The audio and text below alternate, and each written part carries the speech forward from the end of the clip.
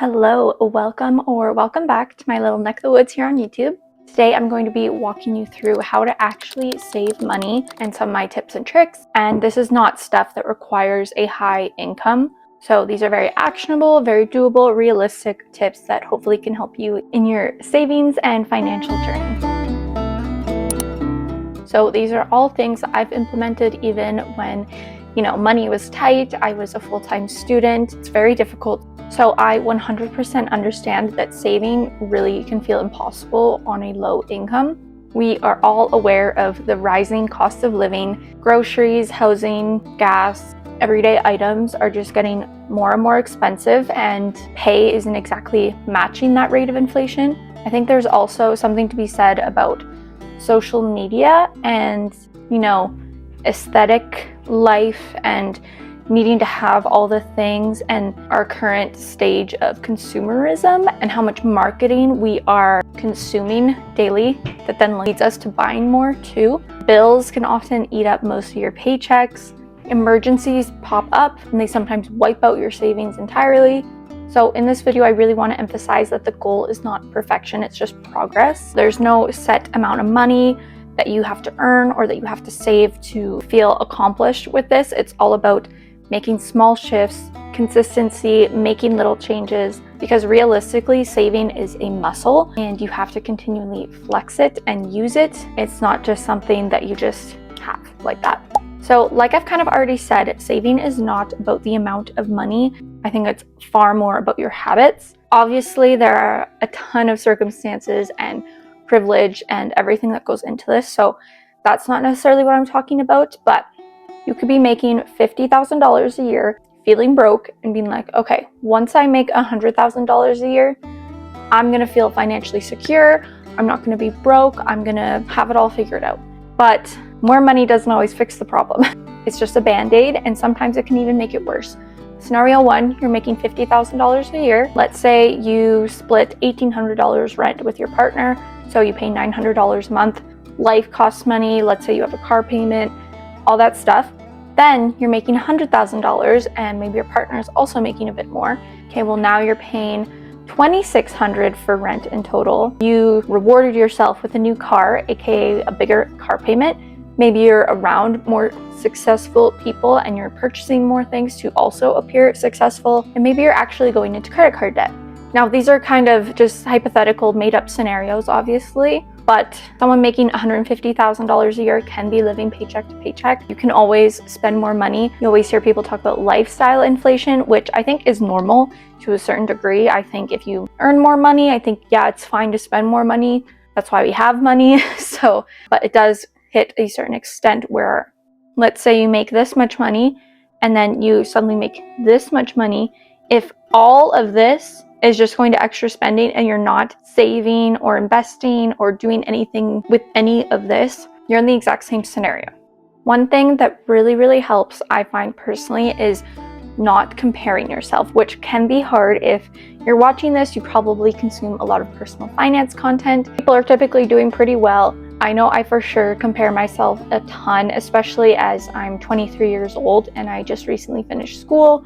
I have a pretty entry-level job. I don't make that much money, but it is very important to, yes, you can admire and, watch someone's progress, but please do not compare yourself, because saving $50 still counts. Like I said in that earlier example, the $50K a year versus $100K a year, you don't want to wait until you're making that $100K to start saving, because then you don't have that as a habit. This is something my fitness coach said, because if you're someone that struggles with an all or nothing mindset, I want you to try to reframe it to an all or something. Anything helps. What you can do is you can just set a goal. Okay, I want to save $50 this month. And you might be thinking, that's $50. Why does it even matter? That's not even enough. Yada, yada, yada. But what you can do after you save that for a few months, be like, okay, I'm doing this. You're building your confidence in yourself to be able to save. You can say, oh, yeah, let's do $100. You can progressively increase your savings. Maybe try to figure out ways you can make more money, where you can reduce spending in certain areas, cut down costs. I think just starting is the most important part. It really does not matter how little you're saving. Anything helps. Another mindset shift that I like to think about is that This is for you, and it's really practicing delayed gratification. So every time you save money, you are saving future you from a moment of financial stress. You are creating comfort and peace, and therefore stability and safety for future you. So I think sometimes when I feel like I want to impulsively spend on something, it's really helpful to think about my future goals in mind and how I want to feel around money, and saying, okay, if I could realistically put this money aside for my future self, would that actually serve my overall goals more? Then I'll do that. And obviously sometimes the answer is no. Sometimes I just want to buy something, and that's okay too. But yeah, really understanding the concept of delayed gratification, being able to do something good for future you. And again, like I said earlier, repetition matters more than intensity. It's not about saving super aggressively right away. Okay, so now we are going to jump into the foundations of saving. So first off, you obviously want to open a dedicated savings account. Bonus points if you name it. I have a whole video on sinking funds. If you want to check that out, I will link that in the description. I love sinking funds. They absolutely changed the game for me financially and being able to save. And ideally, you want the savings account to be one that earns you a decent amount of interest. Step number 2, after you have opened your savings account, is you first want to build up a mini emergency fund. Typically, people suggest having 3 to 12 months worth of expenses in your emergency fund, but that can seem very, very daunting. So again, we want to practice that all or something mindset. So just start with $500 to $1,000 just to start, and then maybe build up to a month's worth of expenses, and then 3 months, then 6 months, and then working your way up. This is especially important if you have high fixed costs. So if your rent, your utilities, your car payment, stuff like that eats up a ton of money every month, you really want to focus on having good emergency fund, because those are things that you can't back out of. Like, okay, yes, maybe you spend a lot on makeup, but I'm sure if you're not bringing in income, you would be able to reel that back a little, hopefully. There's never a guarantee, but it's a mortgage or a bill, you can't really back out of that. So it's important to be able to cover your bases in case of an emergency. And if you're like, oh, I'll be fine, nothing's gonna happen to me, that's why it's called an emergency. You don't foresee them, anything could happen. Something else I suggest for when you get started with saving is to automate transfers. And this could start really, really small. It doesn't have to be everything that you're saving. Let's say you want to save $200 a month. You could make in your banking, let's say $25 transfer from your checking account into your savings every paycheck. So that's $50. It's not everything you're saving, you still top that up, but it's something where it's kind of like deductions off your paycheck. You don't even really notice. You don't even have the chance to spend that money. And it's easier for you to save. There's less you have to do. You don't have to think about it. You don't have to have the discipline to move it. It's just already moved. And then something I also really like to do, which of course kind of depends on your circumstances, is prioritizing paying yourself first. So I like to save for my emergency fund and then my investing accounts, typically with my first paycheck of the month, because for me, those are the most important. So I like to put that money there before I even have the chance to overspend for the month. Because if I were to leave it to the end, you can sometimes go crazy with the spending, be like, oh, but it's okay because I have enough money for it. Your saving and investing goals ends up going to the wayside a little bit. So I thought this would be a helpful point to kind of share a product I made. And this was actually something I just made for myself and my boyfriend. I'm currently living at home, but I am looking to buy a home in the next few years, probably with my boyfriend. So I made a tool for couples to calculate when they will hit their down payment savings goals, and it'll tell you the exact time. So the way it works is there's partner 1, partner 2. Obviously you can put your name in there, and then you would put how much either of you already has saved. So if one of you has 5,000, another has 1,000, you would put that there. And then you would put in your goal amount. So let's say you wanted to have 50,000 saved for a down payment. Then you would put in how much you can comfortably each save a month. And then it will calculate when you'll have that amount saved. So you can obviously reverse engineer it as well. So you can start working to find, okay, how much do I have to save to get this amount by this date? So this was really helpful for us because, especially as my boyfriend is further into his career than I am, whereas I am just kind of getting started, it's just helpful because if you potentially don't have the same income or savings rate as your partner, it kind of helps you still have that team effort and feel like you're both contributing and seeing realistically what you can both accomplish. So I will link that below. Like I said, it's something that I actually just made for my boyfriend and I, and it was really helpful. And I was like, oh, this was very simple for me, but if I saw someone had posted this, I would have for sure bought it. So I listed it for like $2.99, so it's quite cheap because, like I said, it was pretty easy to make, so it's nothing crazy. But if you are interested, you can get that. And obviously it could be anything. It doesn't necessarily have to be for a down payment. You could change the title of it. Yeah, you can check that out. I have different colors as well. So now we're going to talk about some practical tips that work for saving. Like I already mentioned, sinking funds. I have a whole video on that, so I will link that. That is essentially putting aside money every paycheck or monthly regularly to save up for larger unexpected or expected expenses. One thing that I've loved this year is my Christmas sinking fund. I've been saving since January and it's now November, and I have all the money I need to spend for Christmas. So it's not just all coming out of my November and December income, which is so nice. Something I've utilized recently, if you've seen my monthly reset for November, is a vehicle maintenance fund. So this is something where sometimes it's expected and sometimes there's a very large unexpected bill. Instead of having to pay that up front, like when you get it and being like, oh, okay, now I just owe $1,500. Well, if you have $600 saved, now it's only $900, you know, or you could have more. You could have the full $1,500 saved. You could have a vacation or travel sinking fund. There's a ton of different examples. Like I said, I have a full video on that. Something else that's super helpful is just low impact cuts to your budget. Instead of just cutting everything and being like, I'm gonna not spend money on any extra things, just pick one expense and redirect it. I'm not gonna pick on coffee because we all love our coffee out, I'm sure. And I think that's kind of an overused one.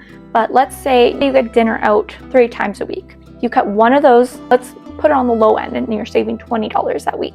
It's probably more, but let's say $20. That ends up being $1,000 a year.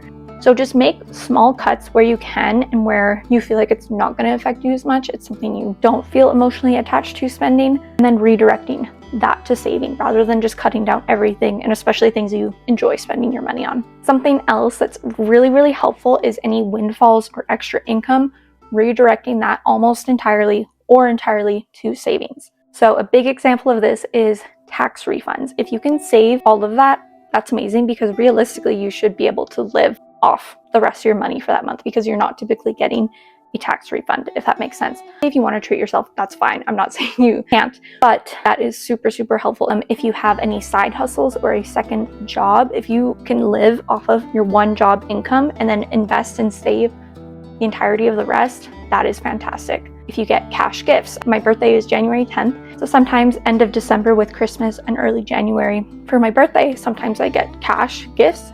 And it's really easy to just spend it on something. But realistically, I would have been fine without that money. I don't actually need to spend it. Now, if you're someone that overspends really easily, especially with online shopping, or if tapping a credit card makes it feel like you're not spending money, something you can do is cash envelopes. Lots of people do that. There's tons of cash stuffing savings videos out there. For me, I'm the opposite. Cash does not feel like real money to me, so this doesn't work for me, but it works for a ton of people. And then my last practical step that I think really helps is tracking your wins. So I've mentioned this a bazillion times before, but I use the Financial app to track my savings and my sinking funds and everything. It shows like a progress bar, and it is so fun. It absolutely gamifies my finances for me. It motivates me. And I want to be fully transparent that I am someone that definitely has a lot of privilege, in the sense that I grew up in a pretty financially literate family. I am very employable. I've never had a hard time finding a job. I don't really have a ton of barriers to employment. I do have post-secondary education, but obviously, like, when you're paying for schooling and living expenses and everything that goes with that, there's not that much left over to save, if I'm being honest. So it can be very discouraging. So all this to say, like, even if you feel like there is not a ton, future you will thank you so much, because I'm so grateful that I was able to be disciplined with my money and working while in school. I didn't have to take out any student loans, which I'm very thankful for. I saved as much as I could. I invested in my TFSA, you know, since I was 18. It wasn't a ton, but I was consistent with it.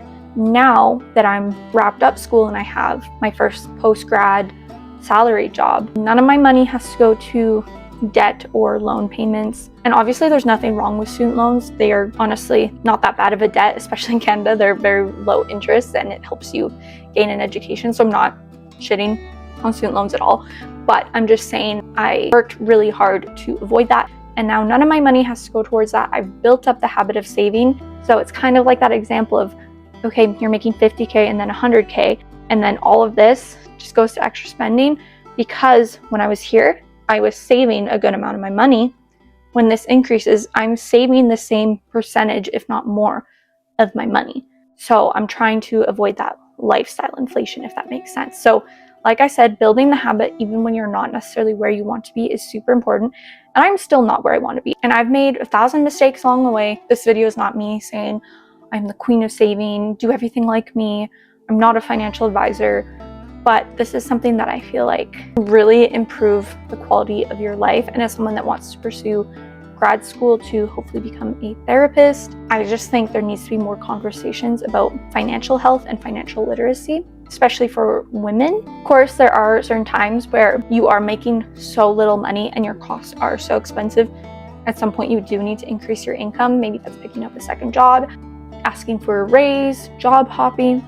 Obviously, that's not ideal. I don't think we should have to do that just to afford to live. But when you're in our shoes, you can't really change anything about that. So all you can do is try your best to help yourself out. If you want to start your savings journey, I want you to pick one action that you're going to commit to. So that could be setting up a $25 automatic savings transfer, opening up a sinking fund, committing to an emergency fund goal, or honestly just figuring out a way to track your savings. So yeah, I really hope you enjoyed this video and I hope it was helpful for you. If you feel comfortable sharing, tell me something you are looking to start saving for. I'm currently saving for a vehicle because I'm trying to avoid a car payment. So that's currently my main saving priority, as well as a house. I make lots of videos on my channel where you can kind of see the practical application of everything I talked about. I do a lot of budget with me videos, payday routine videos. I've done what I spend in a week. So yeah, I have a whole personal finance playlist if you want to check that out. Again, if you are wanting to save up for something with your partner, I have that savings calculator tracker in the description. I hope you have a great day and thank you so much for watching. Bye.